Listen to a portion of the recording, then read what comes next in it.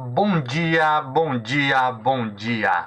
Mais um Morning Call, o que esperar do mercado hoje. Eu sou o professor Wagner aqui da Francesca Educação Financeira e todos os dias nós estamos aqui para falar sobre fechamento de mercado e sobre tudo aquilo que pode impactar o seu dia, tanto em cenário político, econômico e corporativo. Obrigado por ter a sua companhia, obrigado por você nos acompanhar aí durante todo o dia. Obrigado para vocês que estão no nosso grupo de WhatsApp. Lembrando que você pode acessar o grupo de WhatsApp e receber todo esse material antes das 7 horas da manhã, em vídeo e também ali em PDF para acompanhar a qualquer momento do seu dia. E não esqueça de deixar o seu like, se inscrever no canal, compartilhar esse conteúdo aí com mais pessoas, para que cada vez mais esse conteúdo gratuito chegue a outras pessoas também. Sextamos, né? Hoje, dia 30, além de ser sexta-feira, finalizando aí o mercado no mês de abril, grande expectativa. E olhando para o mercado no dia de ontem, dia 29 de abril de 2021, nós...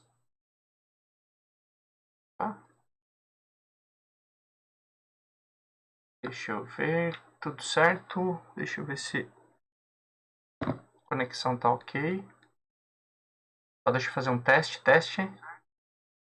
Ah, então tá. Achei que tivesse caído a conexão, peço desculpas. Falando então um pouquinho sobre o fechamento do mercado no dia de ontem, quinta-feira, um dia com muita volatilidade, onde o índice Ibovespa aí, de forma geral, se descolou aí das bolsas mundiais, principalmente aí das bolsas norte-americanas, e acabou caindo aí quase 1%, né, em meio à CPI da Covid e pedidos de CPI ali do Ministério do Meio Ambiente, através ali do ministro Ricardo Salles, né?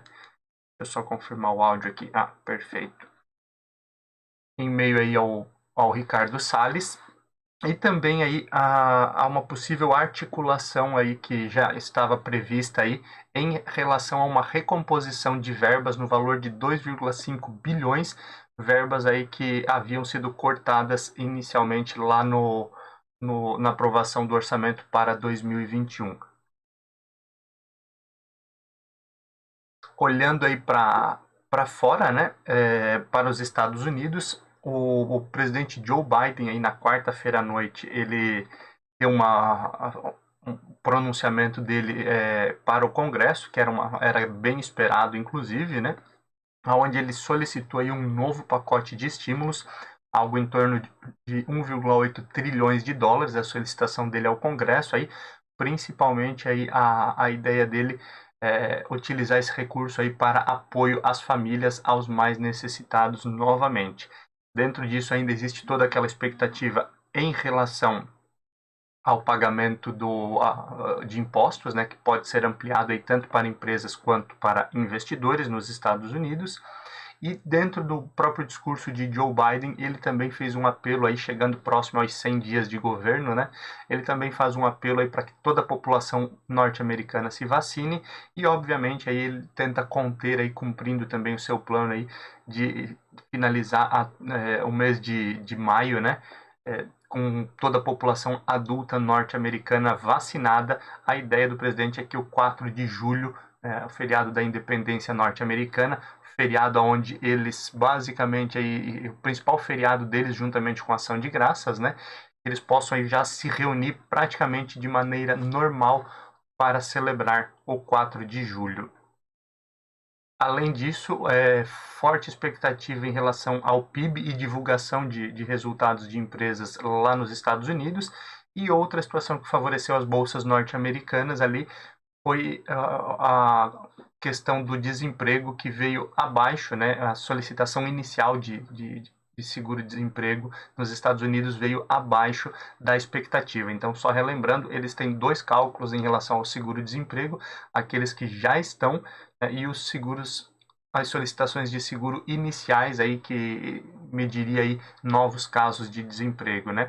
E essa divulgação ela foi positiva. Olhando aí já para a Ásia, uma grande preocupação lá em relação à Índia, né? Lembrando que no Morning Call de ontem nós já falamos aí que o próprio Estados Unidos havia falado aí para que a sua população, os norte-americanos, pudessem deixassem a Índia o quanto antes por conta do aumento aí de de casos e o aumento de mortes lá na Índia por conta da Covid-19. Ontem tivemos aí feriado no Japão e alta na bolsa chinesa, enquanto a Europa recuperou boa parte das quedas aí da quarta-feira, né, com exceção da Alemanha, onde a Alemanha aí teve a divulgação ontem aí do aumento de pedidos de seguro-desemprego e aumento aí principalmente do número de desempregados, o que preocupa bastante, olhando aí para a principal economia da Europa. Olhando um pouquinho para números, então, do dia de ontem, dia 29, índice Ibovespa aí fechou com queda de 0,82% a 120.065 pontos. O dólar caiu 0,46% a R$ 5,33, enquanto a bolsa de tecnologia norte-americana Nasdaq subiu 0,22%, fechando o pregão em 14.082 pontos. S&P 500 subindo 0,68% a 4.211 pontos e Dow Jones subindo 0,71 a 34.060 pontos. Já olhando para a Europa, nós tivemos uma queda no euro de 0,52% a 6,49%, enquanto aí a Alemanha caiu quase 1%, como falávamos na abertura do nosso Morning Call, 0,90% a 15.154 pontos. França caiu 0,07% a 6.302 e o Reino Unido aí lateralizando a 6.961 pontos. A Ásia, como falamos anteriormente, aí na Ásia a China subiu 0,46 a 14.464 pontos e Japão aí nós tínhamos feriado no dia de ontem. Cenário de criptomoedas, ontem o Bitcoin caiu 2,61% e o Ethereum teve uma alta de 0,33%, né? Estão aí oscilando um pouco mais as criptomoedas aí nas últimas semanas. Ontem tivemos forte alta no petróleo futuro, onde o Brent subiu para $68 o barril e o WTI subiu para 64,87 cents de dólar o barril. O índice S&P 500 VIX, que é considerado aí o índice do medo, né? Ele teve uma leve oscilação positiva no dia de ontem, subindo aí 1,91% para 17,61 pontos. Sempre relembrando que quanto maior esse índice, o índice do medo, o índice VIX, né, maior a volatilidade, maior o risco aí do mercado de ações. É um índice muito utilizado aí por traders no mundo inteiro, né? E também serve aí para analisarmos de maneira geral também a questão da volatilidade de ações nos Estados Unidos e no mundo todo. Olhando para metais futuro, no fechamento de ontem, o ouro futuro fechou a 1.771 dólares e 90 cents a onça, alumínio futuro a 2.415 dólares, ferro refinado a 179 dólares e 31 cents. O fechamento de ontem aí das principais ações do índice Ibovespa, as principais altas nós tivemos aí BTOW3, BTOW aí muito por conta aí do anúncio de fusão de Lame4, lojas americanas, né, e B2W, então B2W que cuida mais da parte digital, subindo ontem 7,69% após anúncio da fusão, chegando aí a R$68,33. Eco Rodovias também ontem subindo 4,54%, chegando aí a R$ 12,18. Sabesp voltando a figurar entre as principais altas aqui. Sabesp subiu 4,36% a R$ 42,80. Pecar 3, que é pão de açúcar, subiu 3,91% a R$ 39,05. E HGTX3, loja Zering, também voltando a subir 2,67% a R$ 28,05. Já as principais baixas ficaram aí por conta de Lame4, que caiu 5,17% a R$ 21,46, enquanto BTOW subiu, o Lame4 acabou caindo, né? Talvez muito aí por conta desse processo de digitalização aí que acontecerá com a fusão das duas empresas. Embraer caiu 4,30% no dia de ontem, fechando o pregão a R$ 15,10. Sambi11, Santander Brasil, que havia subido mais de 8% no dia anterior após divulgação de resultados, caiu 3,86%, fechando a R$ 39,03. BBDC3, que é Bradesco, né, ações ordinárias do Bradesco, caindo 3,39 a R$ 20,75. E Tube4, que é Itaú, caindo 3,15% a R$ 27,32. Principalmente aí essas quedas de instituições financeiras acabaram levando ontem boa parte da queda do pregão do índice Ibovespa. Desculpa, galera, quase espirrei aqui. Eu sempre digo, ao vivo é assim mesmo. Continuando aqui, hoje nós podemos ficar de olho aí principalmente na taxa de desemprego aqui no Brasil, que será divulgada. E olhando aí para o cenário internacional, os principais indicadores que podemos ficar de olho nessa sexta-feira, o PIB da França, IPC, Índice de Preços ao Consumidor, e IPP, né, o Índice de Preços ao Produtor, que também será divulgado na França. O PIB já foi divulgado, ele veio aí com uma leve alta importante para a economia europeia. Por outro lado, nós temos divulgação do PIB da Alemanha em relação ao primeiro trimestre de 2021, e esse também já foi divulgado e infelizmente ele veio aí abaixo daquilo que se esperava, né? O que acaba colocando aí também um maior risco em relação à própria Alemanha, que é a própria Europa, aí, visto que a Alemanha é o principal player da Europa.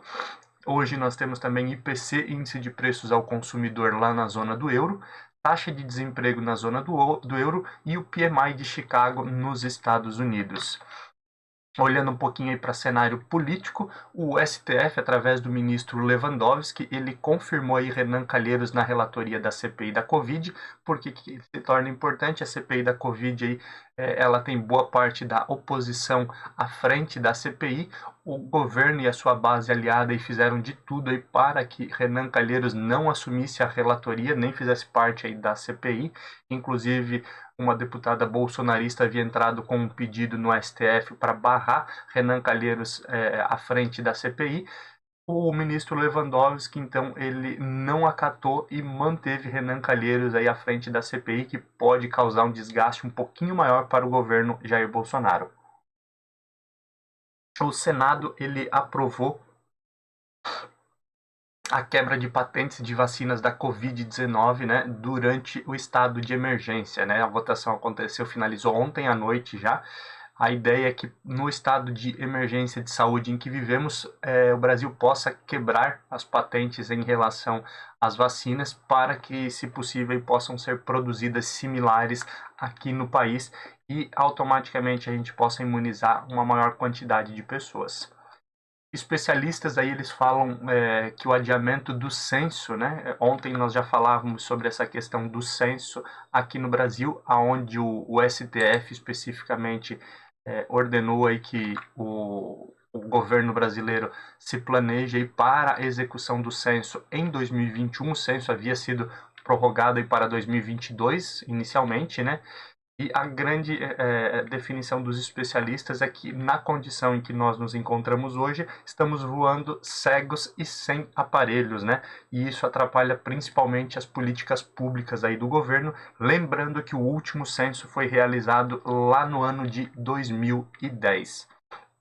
Ainda dentro do campo político, o ex-presidente Luiz Inácio Lula da Silva fará uma agenda aí em Brasília, não com integrantes do PT, mas sim com o Freixo, que inclusive aí é ex-prefeito, ex-governador do Rio de Janeiro, e o Sarney. Voltando aí à questão da politização, né, em relação a Lula, Bolsonaro, e essa possível busca de apoio aí dos dois candidatos para o ano de 2022 e as eleições presidenciais. O ministro Paulo Guedes ele foi deixado de fora, lembrando que teve todo aquele bafafá, né? Ficamos aí mais de 4 semanas para sanção ali do orçamento 2021, né? E o ministro Paulo Guedes foi deixado de fora de uma reunião que corta algumas despesas, né, e tenta levar aqueles 2,5 bilhões lá para gastos extraordinários.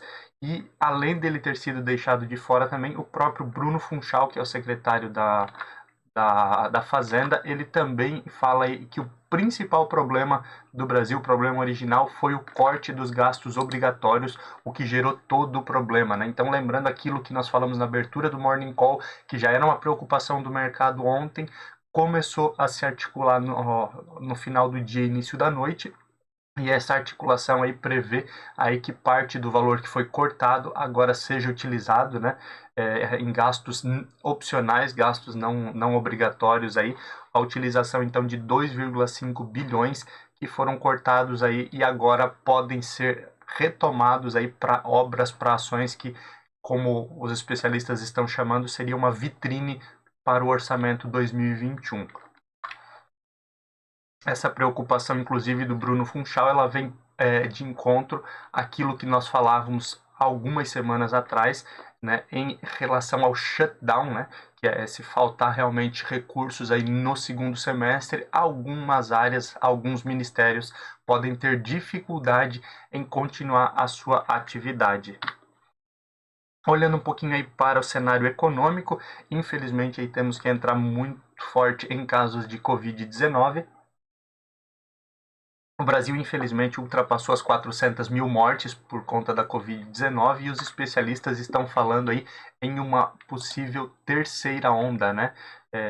Infelizmente, especialistas falam aí que podemos chegar aí até 600 mil vítimas, o que, infelizmente, aí olhando para a quantidade de pessoas, realmente é bem complicado, né? E esperamos que a imunização ela possa chegar o quanto antes para voltarmos a uma vida normal. O primeiro lote de vacinas da Pfizer chegou ao Brasil ontem também, né? O equivalente aí a 1 milhão de doses chegou. Existe um contrato aí bem maior aí para ser entregue até o fim do ano, mas importante aí ter chego a esse primeiro lote de doses de vacina. A Anvisa e Sputnik V, né, a novela aí que já perdura alguns dias, né, inicialmente a gente até falou aqui no Morning Call, a Anvisa ela havia proibido a importação, depois ela disse que poderia ser aprovado desde que fosse apresentada a documentação. Ontem, um novo capítulo da novela, onde os russos da Sputnik V acusaram a Anvisa aí de fake news e estarem tipo difamando aí a vacina. E agora a Anvisa, através do seu diretor, ela diz que a vacina russa, infelizmente ali, ela não tem base científica, é o que a frase aí do presidente da Anvisa, né? E infelizmente aí ela pode causar diversos problemas à saúde da população. Essa aí foi a fala aí da Anvisa, né? Rejeitando inclusive a questão dessa possível crítica aí dos russos em relação à vacina, inclusive aí alegando que a documentação apresentada ali não apresenta aí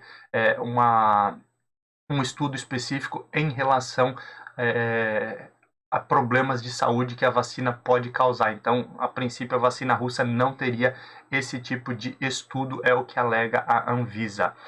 Especialistas aí agora já começamos a olhar um pouquinho para o cenário de taxa Selic, né? Em breve teremos reunião do Copom e os especialistas começam a falar realmente aí na elevação a 3,5% da taxa Selic, seguindo basicamente aí seguindo aí basicamente boa parte daquilo que já estava na ata do Copom, né? Uma possibilidade aí de chegar a 3,5% a taxa Selic já na próxima reunião do Copom.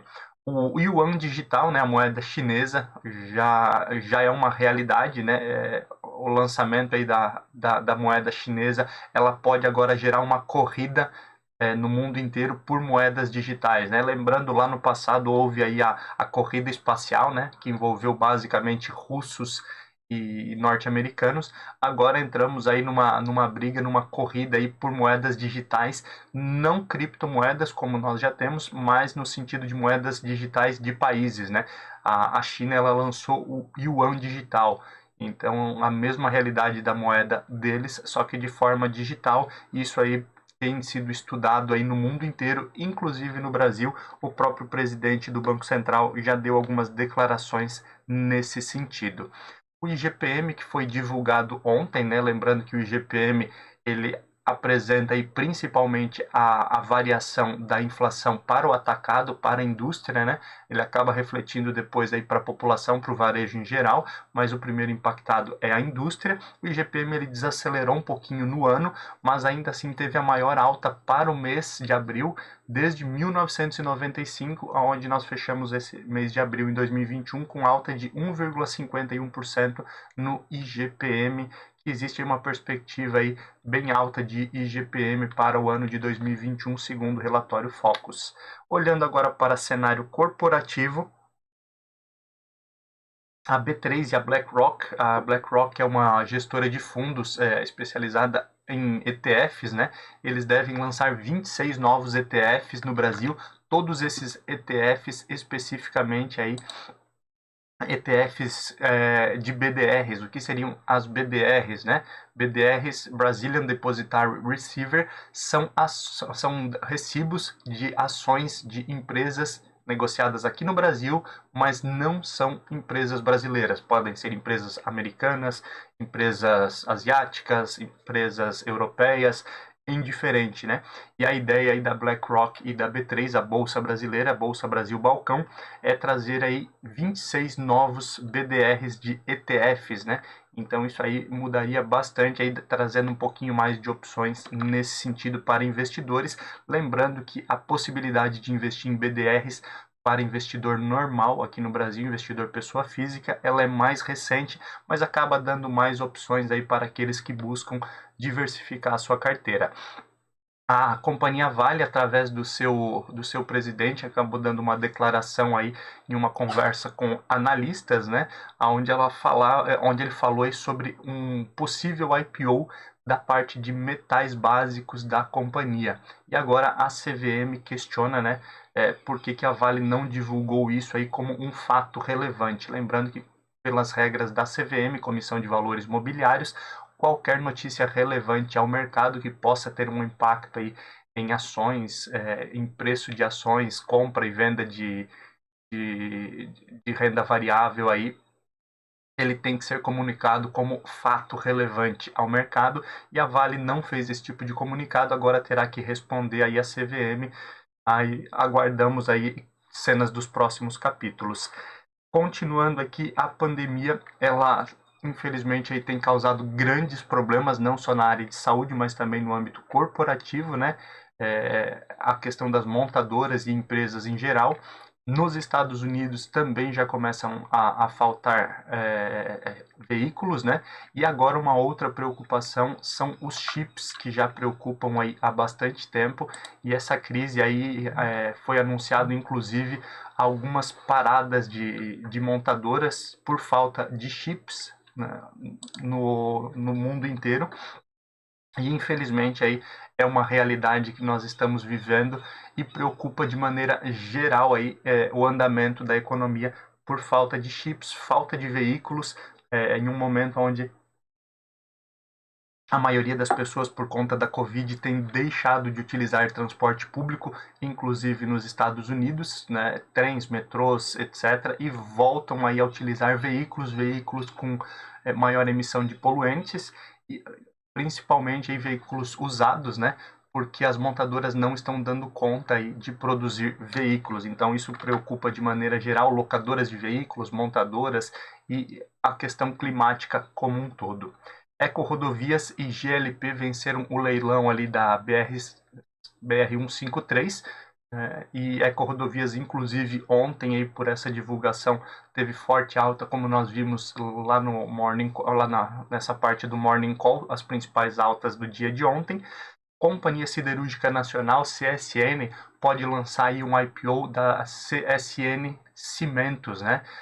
Falamos aqui essa semana que a Lafarge Holcim, ela planeja deixar o país, né? Essa empresa aí é uma empresa internacional, a maior empresa produtora de cimentos do mundo. deixa eu lembrar, me fugiu a nacionalidade dessa empresa, mas ela pretende aí deixar a operação no Brasil, e aí surge uma brecha aí para que a Companhia Siderúrgica Nacional, CSN, talvez entre forte nesse mercado, aumente a sua fatia nesse mercado e lance talvez um IPO da CSN Cimentos. Hoje aí nós temos divulgação de resultados de empresas aí no primeiro trimestre. Hoje ficamos aí por conta de Eletroaço Altona e Irani Papéis e Celulose. Falando um pouquinho aí sobre abertura e fechamento do mercado, as principais bolsas do mundo nesse momento, 6h15 da manhã, nós já temos aí o fechamento na China. A China fechou com leve queda, de 0,18% a 14.438 pontos. Japão, que vem aí de um feriado, fechou com queda de 0,83% a 28.813 pontos. Lembrando aí que o Japão também vem sofrendo aí por conta de altas de Covid-19 e algumas cidades sendo colocadas aí em estado de emergência, com algumas medidas restritivas já sendo feitas pelo governo japonês. O pré-market das bolsas norte-americanas indica aí possíveis baixas no início do pregão. Dow Jones aí inicialmente uma queda de quase 0,20, S&P 500 queda de 0,25 e Nasdaq queda de 0,30 nesse primeiro momento aí, indicações de pré-market às 6h16 da manhã. Olhando aí já para a Europa, né? Os pregões na Europa, temos o DAX na Alemanha subindo quase 0,50%, o CAC na França subindo 0,10% e no Reino Unido nós temos uma alta aí de 0,35% nesse momento. Com certeza aí teremos um dia de bastante oscilação. Os Estados Unidos aí podem sofrer uma forte realização de lucros aí por conta das altas do dia de ontem, e no Brasil as notícias internas podem impactar bastante também, aonde podemos ter um descolamento ou acompanhar as bolsas norte-americanas. Ontem aí descolamos, né? Esperamos aí que hoje tenhamos aí bons negócios no Brasil também. Obrigado por mais um dia ter a sua companhia. Finalizamos mais uma semana. Na segunda, a partir das 5h50, nós estamos aqui para falar sobre o fechamento de hoje e tudo que pode impactar o início da próxima semana. Obrigado, um bom dia, bons negócios. Tchau, tchau.